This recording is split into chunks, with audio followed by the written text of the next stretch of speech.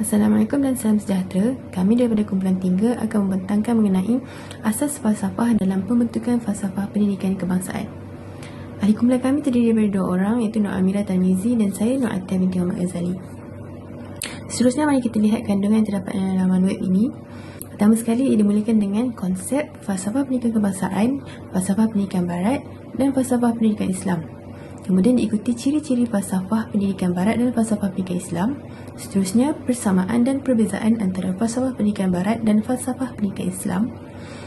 Dan akhir sekali adalah hubung kait antara falsafah pendidikan kebangsaan, falsafah pendidikan barat dan falsafah pendidikan Islam. Di akhir laman web ini juga terdapat kuis untuk menilai pemahaman anda. Mari kita lihat yang pertama sekali di dalam laman web ini adalah mengenai konsep falsafah pendidikan kebangsaan, falsafah pendidikan Islam dan falsafah pendidikan barat. Konsep falsafah pendidikan kebangsaan ianya berbentuk pedoman, arah tuju atau pandangan terhadap perkara-perkara yang berkaitan dengan pendidikan. Seterusnya, konsep falsafah pendidikan Islam. Falsafah pendidikan Islam adalah bersifat memilih supaya sesuai dengan roh Islam. Falsafah pendidikan Islam adalah bebas daripada pertentangan dan percanggahan antara prinsip dengan kepercayaan yang menjadi dasarnya dan antara prinsip ini dengan pelaksanaan amalinya. Seterusnya, konsep falsafah pendidikan barat. Ianya mengandungi unsur-unsur falsafah tradisional dan juga aliran moden.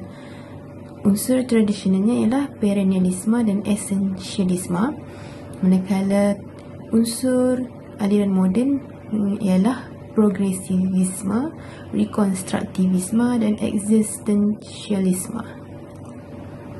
Assalamualaikum warahmatullahi wabarakatuh. Saya Nur Amira binti Tarmizi. Okey, saya akan membentangkan mengenai ciri-ciri falsafah Islam. Okey, ciri-ciri falsafah Islam adalah proses menyampaikan ilmu yang berterusan sehingga menjiwai dan meresap dalam fikiran. Okey, yang kedua akan melatih akal, jasmani, kemasyarakatan dan akhlak bersumberkan Al-Quran dan As-Sunnah. Dan mendidik manusia ni agar menjadi baik. Okey. Dari segi metafizik adalah mengenal kebenaran terhadap keesaan Allah Subhanahu Wa Taala sebagai pencipta. Yang kedua, dari segi epistemologi, ilmu yang benar bersumberkan Al-Quran, As-Sunnah dan juga ilmu-ilmu yang ilmu-ilmu akal yang lain berasaskan kebijaksanaan berfikir untuk menyelesaikan masalah. Okey, yang ketiga, arkeologi, iaitu nilai kecantikan yang membentuk watak dan akhlak dalam diri manusia. Okay, dari segi logik pula, berfikir secara kebijaksanaan untuk mencari kebenaran yang hakiki bagi menambahkan kecintaan terhadap kehidupan beragama dan mengenal Allah Subhanahu Wa Taala. Seterusnya saya akan bentangkan tentang prinsip dalam falsafah pendidikan Islam. Ada setiap manusia yang beriman ada mempunyai rohani yang baik, emosi, fizikal dan juga intelek. Okey, seterusnya saya akan membentangkan mengenai ciri-ciri falsafah barat. Okey, kita tengok dari sudut perbezaan ciri-ciri falsafah barat mengikut idealisme, realisme, praktisme dan eksistensialisme. Kita tengok dari sudut ciri-ciri idealisme. Ciri-ciri idealisme adalah terawal dan juga tradisional. Kebenaran, kita tengok fokus dia kepada kebenaran. Dari sudut kebenaran, akal, jiwa, kerohanian. Dari sudut dimensi kebenaran, keadilan, keindahan, proses peanakulan. Kita tengok tokoh idealisme adalah Plato, Descartes, Kant dan juga Hegel. Okey, kita tengok kepada realisme. Okey, realisme dari sudut adalah ciri-ciri, dari sudut ciri-ciri ada tradisional, kebenaran, fokus dia adalah kebenaran, sifat nyata, wujud dan juga fizikal. Kewujudan di dalam fizikal selaras dengan alam yang nyata. Okay, dia punya tokoh Aristotle, apa dia tu, Russell, Bacon dan Locke. Okey, kita tengok pragmatisme. Okey, ciri-ciri pragmatisme ni pada awal abad ke-20 di Amerika Syarikat. Kita tengok fokus dia pula. Kebenaran dari pengalaman, persekitaran bersifat dinamik, pengalaman individu yang berbeza. Kita tengok tokoh dia, Dewey, Darwin dengan James. Okey. Kita tengok daripada mazhab kriteria eksistensialisme pula. Ni ada peringkat yang nak ke moden dah ni. Pertengahan abad 20 Eropah. Okey, 20-an di Eropah. Okey, ciri-ciri dia pertengahan abad 20 ke Eropah. Okey, kita tengok fokus dia. Fokus dia kepada kebenaran dari pengalaman bebas, pengalaman, bentuk idea dan pengetahuan, dan yang ketiga individu berhak membuat pilihan. Dari segi tokoh dia pula adalah Kierkegaard dengan Jasper. Okey, seterus kita pergi kepada slide yang seterusnya, pembentangan seterusnya. Kita tengok mazhab falsafah barat dari segi adilisme lah. Ini secara detail dia. Iaitu dari segi sudut metafizik, sesuatu realiti dapat ditransformasikan ke dalam bentuk fikiran. Epistemologi pula, kebenaran adalah sebagai idea yang berada dalam pemikiran. Dari segi aksiologi, nilai adalah bersifat mutlak, tetap dan tidak berubah. Okey, kita tengok realisme. Dari segi metafizik, objek dan ciri. Okey, dari segi epistemologi, seorang manusia lahir dengan fikiran, kefahaman dan juga ingatan yang kosong. Okey, dari sudut aksiologi, penerimaan sesuatu nilai itu bergantung kepada masyarakat. Okey. Seterusnya, pragmatisme. Pragmatisme adalah kita tengok adalah alam semesta tidak statik. Sebaliknya bersifat dinamik, iaitu mengalami perubahan.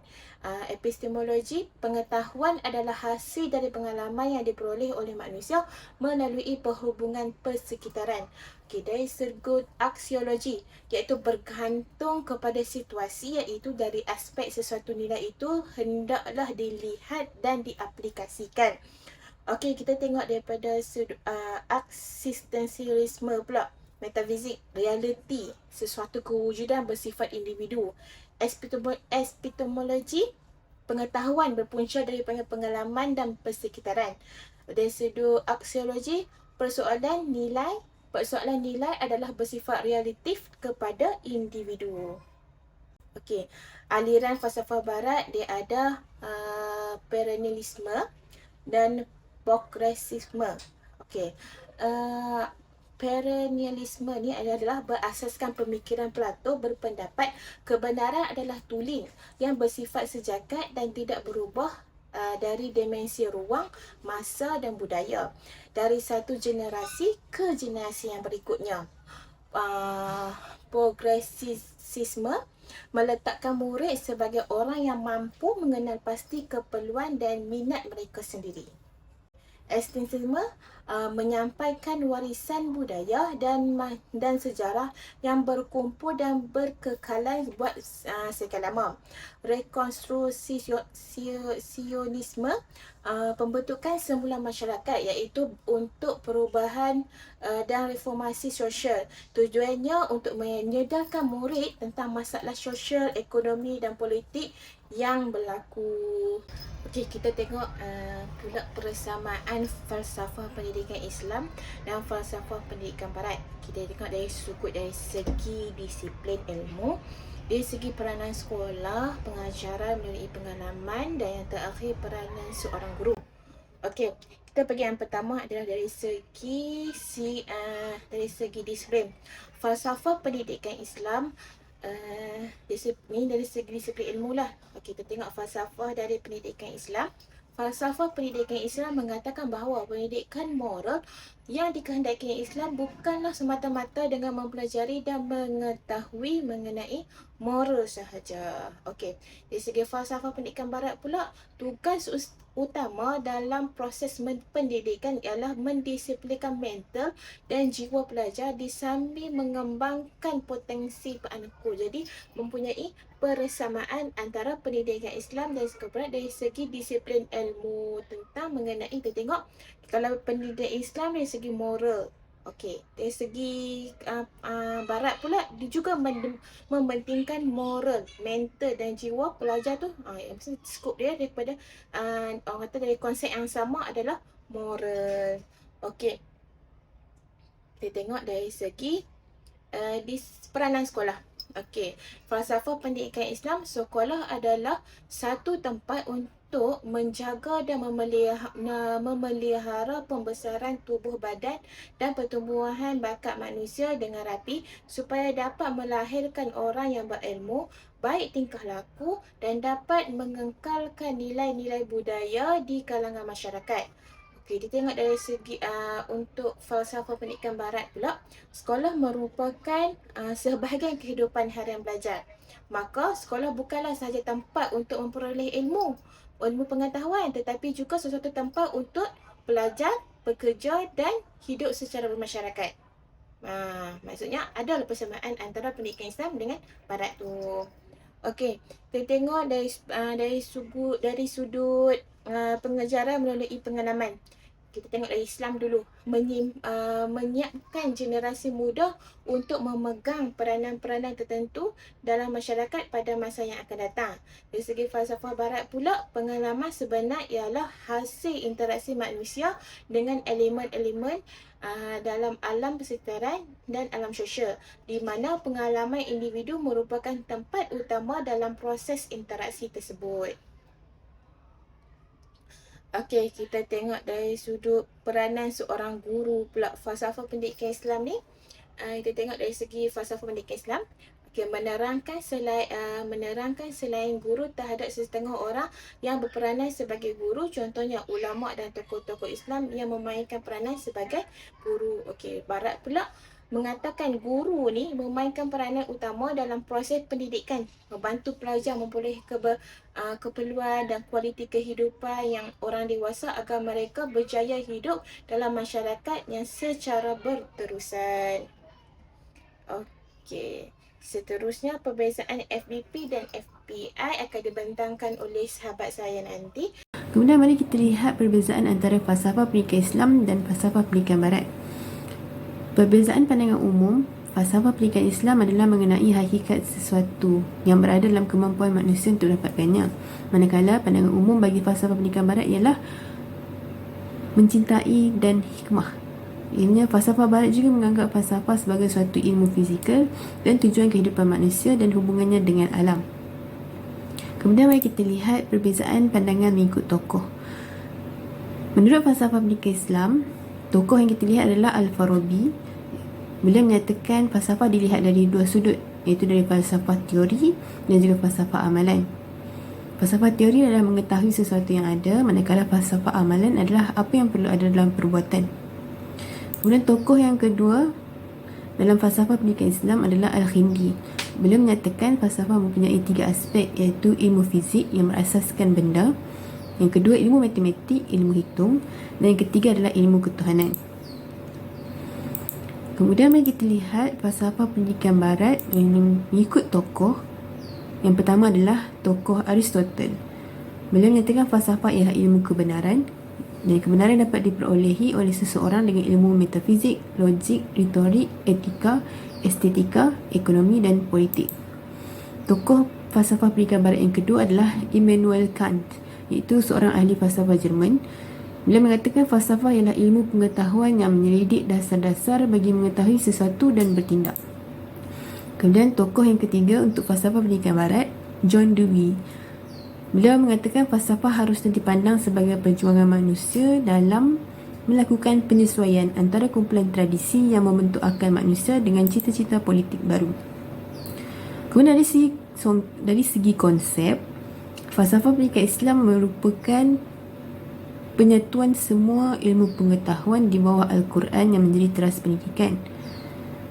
Dan pendidikan memainkan peranan ke arah mewujudkan keseimbangan antara potensi fizikal, intelek dan rohani manusia. Bagi konsep falsafah pendidikan barat,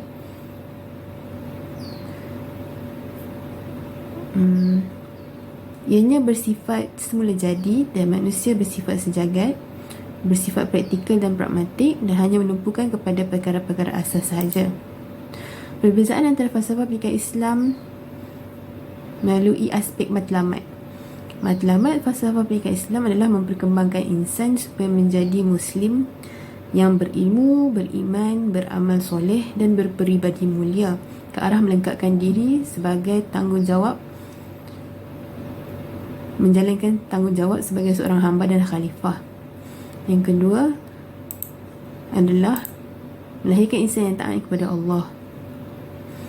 Manakala matlamat falsafah pendidikan barat adalah mengajarkan ilmu dan budaya yang bersifat asas sahaja. Ia juga mengasaskan kepada budaya baru. Dan yang ketiga, falsafah pendidikan barat bermatlamat untuk menghasilkan individu yang bersedia menghadapi perubahan dalam kehidupan seharian. Mari kita lihat pula perbezaan peranan guru. Dalam falsafah pendidikan Islam, guru adalah sebagai pemberi ilmu, pembimbing, pendorong dan juga pembentuk akhlak murid-muridnya. Manakala bagi peranan guru dalam falsafah pendidikan barat adalah penyampai ilmu yang pakar, pembimbing dan pengurus, bertindak sebagai ejen perubahan dan juga pemangkin ilmu. Kemudian dari aspek kurikulum, falsafah pendidikan Islam berlandaskan sumber yang jelas iaitu Al-Quran dan Sunnah, meliputi fardu ain seperti solat, puasa, zakat dan fardu kifayah, manakala seperti ilmu sains, matematik dan juga vocational. Namun bagi kurikulum falsafah pendidikan barat, ianya lebih kepada bidang kemanusiaan dan kesastraan, kemahiran asas membaca, menulis dan mengira, bidang sains sosial dan juga bidang contoh yang terdapat bidang sains sosial dan bidang estetika sastra. Kemudian kita lihat pula perbezaan dasar dalam falsafah pendidikan Islam percaya bahawa manusia itu mempunyai kemampuan yang wajar dan dapat menghadapi dan mengatasi masalah yang bersifat menekan atau mengancam manusia itu sendiri. Dasar falsafah pendidikan Islam juga adalah berusaha untuk melahirkan individu yang baik dan beramal soleh. Manakala dasar bagi falsafah pendidikan barat melahirkan manusia yang berfikiran sempurna serta berupaya mencapai segala aspek kehidupan. Selain itu, dasar falsafah pendidikan barat hanya menekankan untuk melahirkan insan yang mempunyai keseimbangan dari segi kebendaan dan rohani. Seterusnya kita lihat pula hubung kait antara falsafah pendidikan kebangsaan, falsafah pendidikan barat dan falsafah pendidikan Islam. Falsafah pendidikan barat ini ada 4 mazhab falsafah iaitu idealisme, realisme, pragmatisme dan existentialisme. Yang kemudian beralih menjadi untuk meningkatkan potensi manusia dari segi metafizik, epistemologi dan aksiologi. Manakala dalam falsafah pendidikan Islam, aspek yang ditekankan adalah akal, roh dan jasad untuk melahirkan insan yang sempurna dan berilmu, beriman dan beramal.